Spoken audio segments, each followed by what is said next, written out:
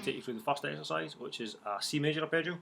I'm going to be using the notes of the G on the 15th fret of the high E string, then the E on the 12th fret, and we're going to use the C on the 13th fret of the B string, and then the G on the 12th fret of the G string. So most of it's almost like a little D shape with this extra pinky note.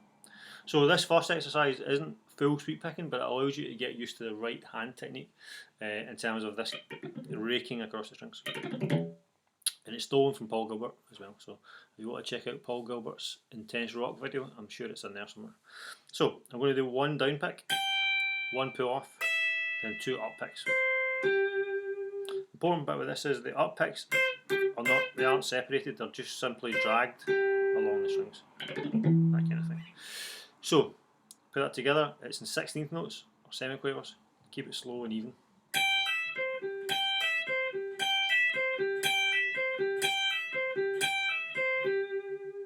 Okay, and it's good to practice with a clean sound. It just makes it much easier to hear your mistakes. Whereas if you put loads of distortion and effects on, it can mask a lot of that kind of thing.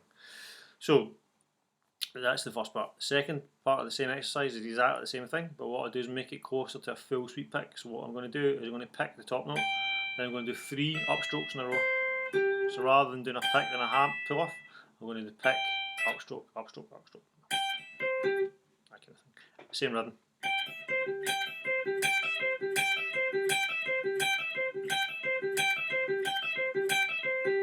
But my right hand there is much closer to sweeping. Okay, that's it. Enjoy.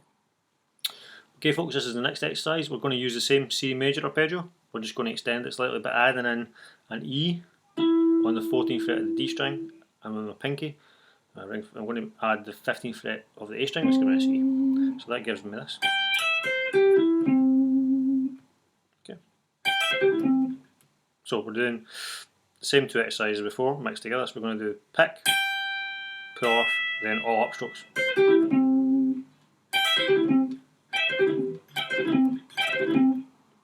Then I can do the same as we did before, which is do pick, up, everything else.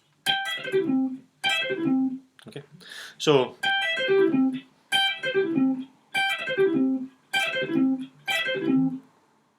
and then the next stage is just to reverse it and do the whole thing up and down.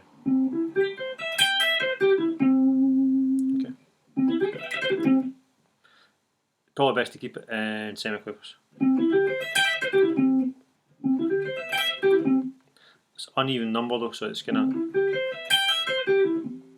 You need a little gap after. What we're going to do this time is use the same major arpeggio shape. I'm going to move it down to the 5th fret on the D, it's the 5th fret on the A string, and that gives me a D major arpeggio. So exactly the same shape. But what we're going to do is move up chromatically. So we're going to ascend up a D major arpeggio. When I get to that last note of that arpeggio, I'm just going to move up a fret and then descend down E flat major. And then from there I can move my pinky up a fret and start again.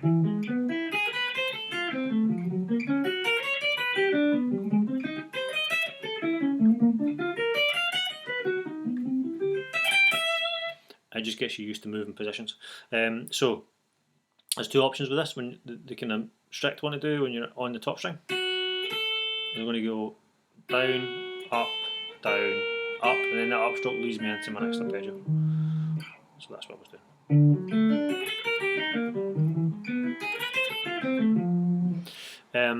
It can be useful to do some hammer-ons and pull-offs there as well. So I could do my ascending arpeggio here, and hammer, slide, pull, and back to sweep picking, which is really useful later on when you want to add in kind of tap notes at the top of your arpeggios. So, and again, you can practice slow with the metronome and keep it nice and strict. Semiquavers and maybe practice in triplets as well.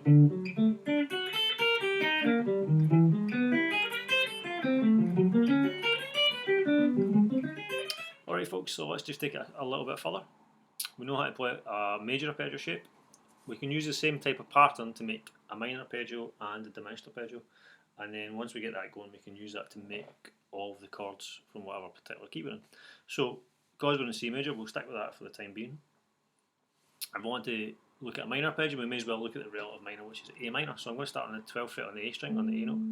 Now if I think about that major shape that we know,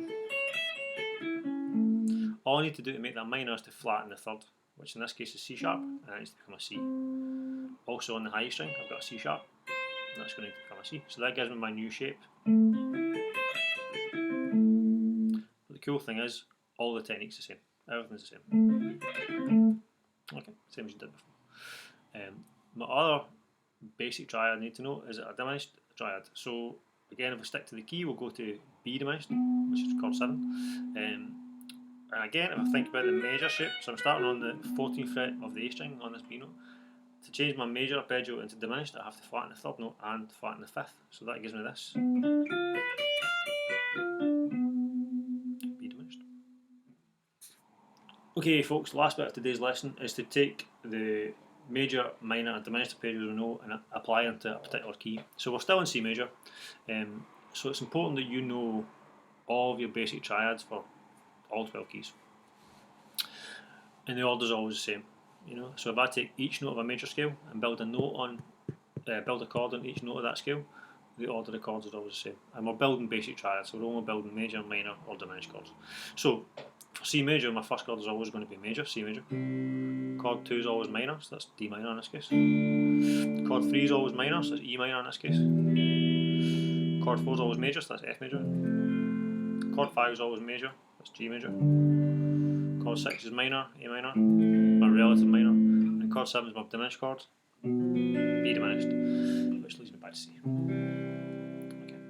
So if I'm improvising over a track that's in C major or A minor, obviously if the backing track's playing a C chord, then I maybe want to use the C major arpeggio. But you can be freer than that. You can start using some of those other arpeggio shapes over that track. Okay, so just because of the shape we're using them to make it easier on the fretboard, I'm going to move them around a little bit. But we can start with the C major one we know. That's chord 1. If I want to move up to chord 2, which would be D minor, so it's going to be 2 frets higher. And I'll move down to the E at the 7th fret, I'll give it E minor. And F major. G major, A minor, and B diminished, and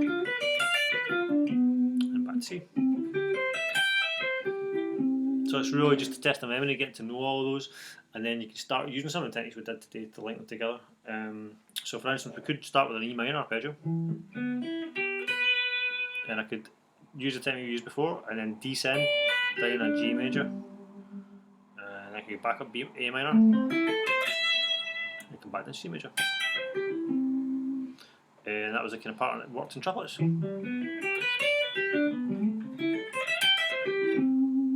can finish off with E minor. There